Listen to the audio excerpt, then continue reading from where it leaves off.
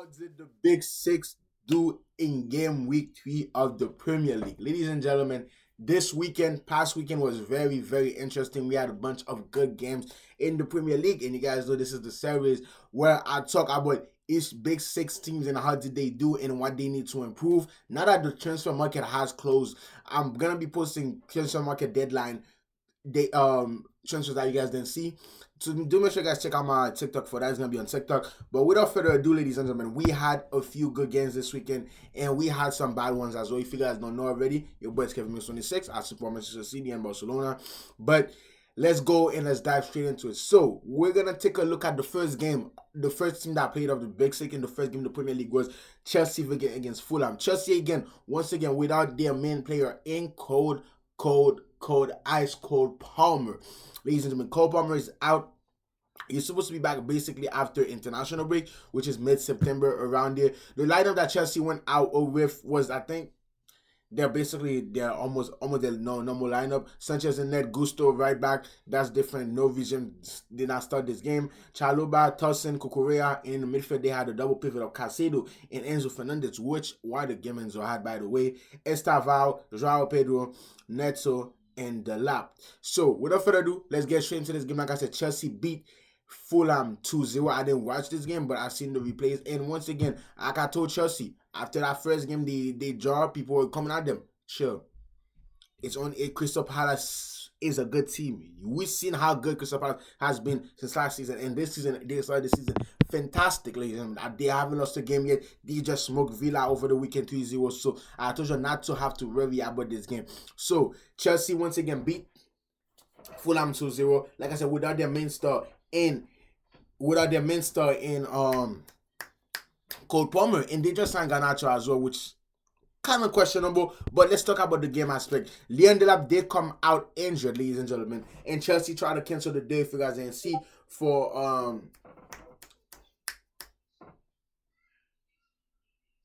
I forgot his name. He just went to Bayern. I forgot. My mind can't think of his name right now. But then that didn't happen. But that still didn't matter for Chelsea, though. This game was very, very questionable because Chelsea did get scored on. And ladies and gentlemen, that should have been a goal. That should have been good. The fact that you gave a foul was the softest foul I've ever seen. If he's leaning, what do you want him to lean? What do you want him to try and fix his leg or get his leg out of the way he can? That was a goal, and it got disallowed. And then Chelsea went 1-0 up in the first half, I think. Yeah, 1-0 up in the 45 plus 9 minutes. If they didn't go to VAR, VAR did not take that long, ladies and gentlemen. This game would have been a whole kind of different game, but like I said again, Chelsea at times they did look shaky over the weekend, but Joao Pedro would open the score in the 45 minutes plus 9 minutes at the time. So basically the 54th minute in the first half, and Chelsea opened the score, and that would be first half, which a beautiful pass from Enzo Fernandez. In the second half, Chelsea would get a penalty, ladies and gentlemen, which Enzo would convert it. Like I didn't really watch the game, I just seen the replays. I know the goal from Chelsea, ladies and gentlemen, the goal that Fulham should have counted. In my opinion, it should have counted. Simple as it is. It was very, very soft. So Chelsea do get lucky here, but once again, VAR, man, it's every weekend I feel like we're talking about VAR on this channel, and it's just something they gotta fix. I thought VAR came into the game to help out, but that's not what VAR came to do, man. Sometimes VAR does help. Sometimes VAR just makes shit worse. Because if you have VAR, you could clearly see there is no foul there. But we're gonna move on from that. We're gonna talk about the second game of the weekend, which is Manchester United, the Red Devils against Burnley. Now, Manchester United beat Burnley 3-2 in what was a 5-goal thriller, ladies and gentlemen. And United started this game very, very well. They would open the score by Collins scoring an own goal in the 27th minute. And then when I saw it, I'm like, oh, United is back, ladies and gentlemen. But then United will concede in the 55 minutes, and then Mbeumo will get his first Premier League goal for Manchester United. And then they will equalize United 10 minutes later again. And then in the 97th minute, Bruno Fernandes will score a penalty to put the game 3-2 in the 97th minute. The last kick of the game, basically, Bruno wins it for United. And the way they were reacting, the way I seen United reacting, fair. But my question is to United fans, are you guys really happy that you guys beat Burnley 3-2 like that? I know this wins mean a lot for you. My question is for you, though. Sit down and really think about it. Let me think about it. For where you guys hold your club, the status you guys hold your club. Because the way you guys are celebrating this win right now, you guys just brought your status all the way down. Simple as it is. Because if you guys The big club that you guys say you guys are. You guys should be ashamed of this performance, man. You guys are beating Burnley. Brand new promoted Burnley 3-2 in the 97th minute from a pen. From a pen. How much did you guys spend this summer? How much have you guys spent in the last few years, ladies and gentlemen? It's insane to me. Like, this is the performance your team is putting out, and when you win the game like that 3-2 from a penalty, not even you guys played good or like, you know what I'm saying? From a penalty, and you guys are just going insane. Yes, you guys haven't won a game this season yet. That's your first win of the season. Glad take it. But United, man, you guys gotta hold yourself to higher standards as a team. But that's just the other side of Manchester United, man. So yeah, United wins. So 2 out of the 6 big teams already won their game. We're gonna move into the next game that I'm gonna talk about, ladies and gentlemen. And it's Tottenham Hotspur's curse. Tottenham Hotspurs lose at home to Bournemouth 1-0. Now this is peak Tottenham.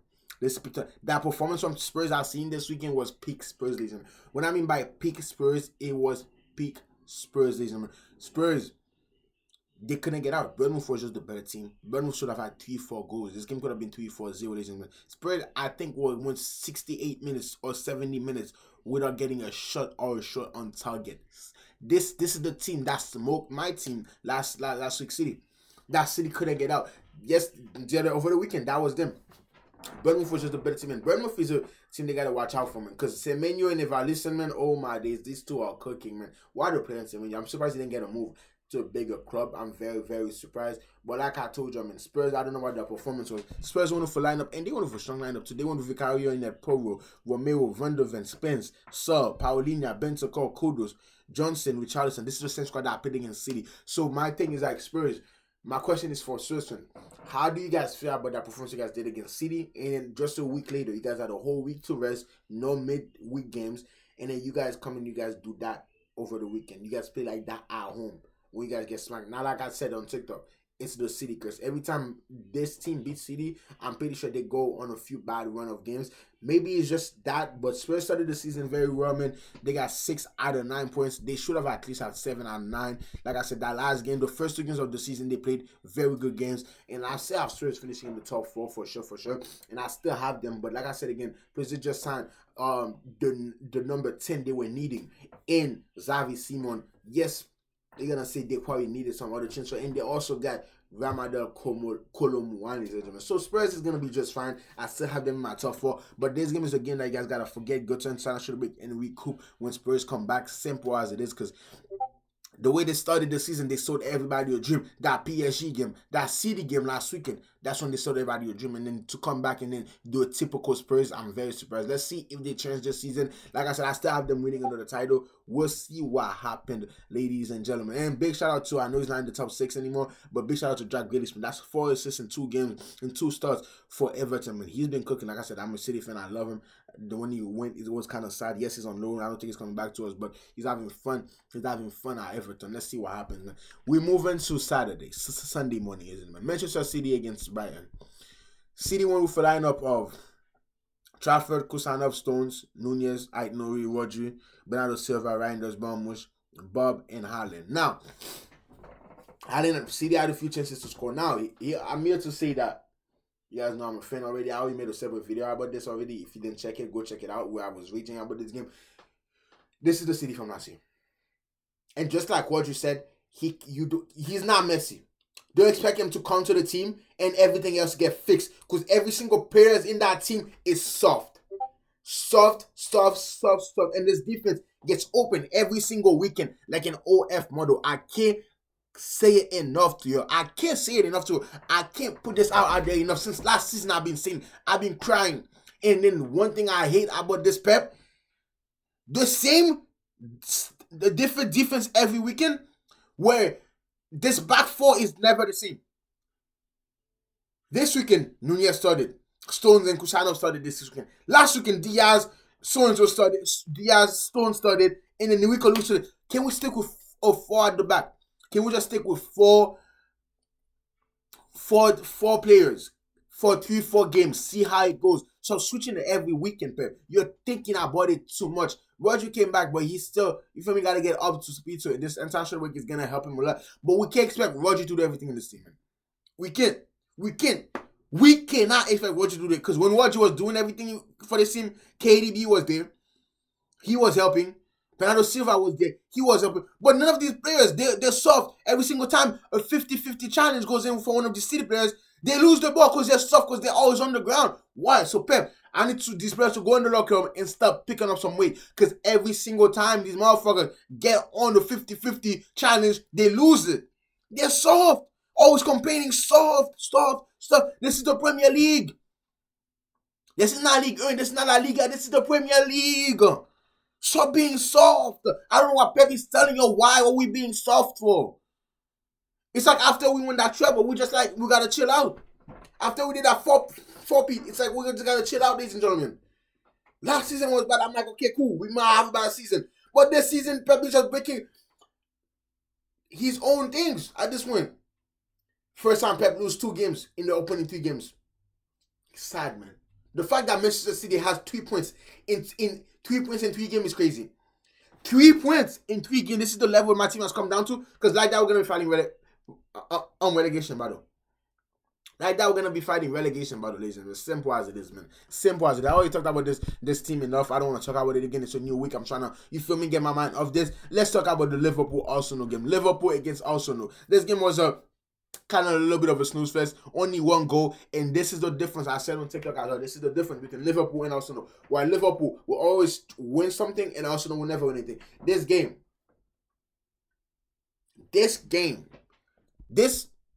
happened early. It could have been a title contender for a lot of people. You just signed Eze. Why don't you start him? You're playing with 3 holding midfielders. You already have 4 center backs on the field. You already have 4 center back in the field, and you're playing with 3 holding midfielders. Is this guy making sense in Mikel Arteta? Nah, honestly, like, I want him in the league, matter of fact. I want, because it's also no fun. Like I said, I always told you, man, when I'm making this prediction, I always told you, a lot of time I get hate for it. I don't consider Arsenal as a serious club. I don't consider Arsenal as a serious club. I consider Spurs as more of a serious club because they actually won a trophy than Arsenal. This team, there's a reason why this team will continue finishing second. There's a reason why I have this team finishing outside of the top 4 this season. There's a reason I have them finishing 5th this season. There's a reason why. And you're gonna say, "Oh, Kevin, they got 6 months." Yes, they got 6 months. Just wait. Because games like these, when you go against games like these, okay, Bukayo Saka's injured. Your best attacker. You saw Madueke. He's been playing. Second game for the club. Decent. You got your brand new signing, your number 10. You spent 60-70 million on just to have him on the bench and play with 4 center backs. Keep in mind, 4 center backs. 3 holding midfielders. The only person I've seen play with 4 center backs and win games is Pep Guardiola, and you are not Pep Arteta. So you go with 4 center backs and 3 holding midfielders, and I'm like, yeah, that was gonna be a snooze fest of a game. And Liverpool too, they have the best of the games, but once again, they get result. This is what you need to get a result. You get games like these, they get result. Against Bournemouth, they got the result. Against Newcastle, they got dominated by Newcastle last weekend. They got the result. And again, against Arsenal today. What a free kick by Szoboszlai. What a free kick by Szoboszlai, ladies and gentlemen. Oh my days. I seen that free kick. I was amazed. And by the way, 3rd game of the season, 3rd Salah, forward watch. Like I said, if Salah's not scoring goals, ladies and gentlemen, he's not the player I think he is, man. The way people speak about Mohamed Salah, ladies and gentlemen, he's not that player. The stats are there. Yes, the stats are there. I'll give him the stats. But if it wasn't for the stats, ladies and gentlemen, Salah would be in the League 2, League 3. I'm being honest with you. He's not good at dribbling. He scores goals. He gets in good position. So like I said again, his goals are making yards because I'm seeing some people say he's the greatest Premier League player of all time. You gotta chill out. Thierry Henry is there. I'm not an Arsenal fan. Thierry Henry is there. KDB is here. Please, you gotta. There's a few players ahead of him as well. Y'all gotta chill out. Some of y'all gotta chill out, ladies and gentlemen. But yeah, so the best game of the weekend from the big 6 teams, I'll say, was, I guess United had the most goal. I guess the most entertaining in a way.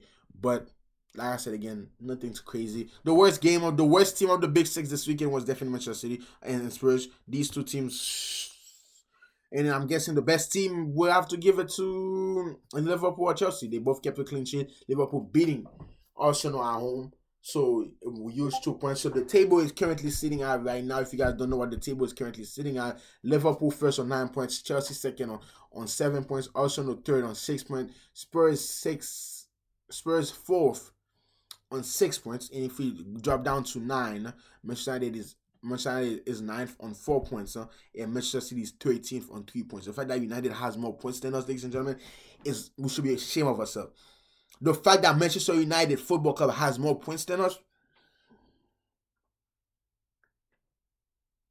we need to be ashamed of ourselves, man. We gotta hold ourselves accountable for this, man. For those actions, we gotta hold ourselves accountable for those actions, man. I don't believe it. I don't, be honest with you, I don't believe it. United has more points than City. We're sitting 13th after 3 games. End the video, man. I'm gonna see you guys for tomorrow's video. It's gonna be a good one, so stay tuned for that. I'm gonna see you like I said, against international break. You guys are gonna be getting content. So yeah, do follow the TikTok because we post like 4 or 5 times a day on TikTok. So do make sure you guys do that while I talk about transfers or like different type of players or like different type of games. If you guys anything you guys want, it's still gonna be on the YouTube shorts as well, but check the TikTok out as well. Go do show your boy some love one day as well. It's been your boy Kevin Mix 26, man. If you guys did enjoy this video, make sure you guys drop a like, sub, and I'm gonna see you on the next one. Let's go. Peace out.